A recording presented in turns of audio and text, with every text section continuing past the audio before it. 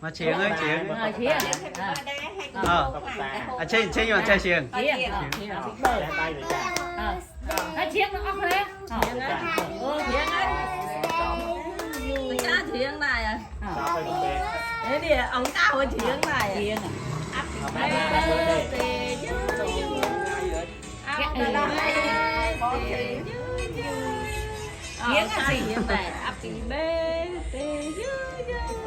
cha cái hồ dung thôi không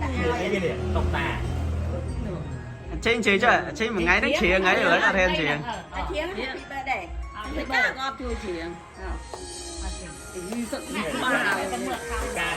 nó nó cá nổ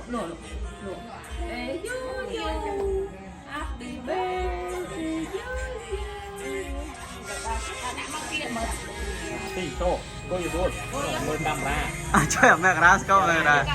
mẹ ra mơ nè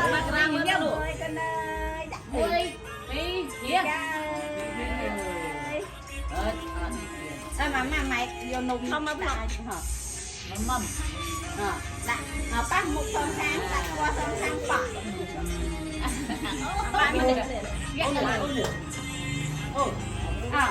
thì cá không hay đủ nó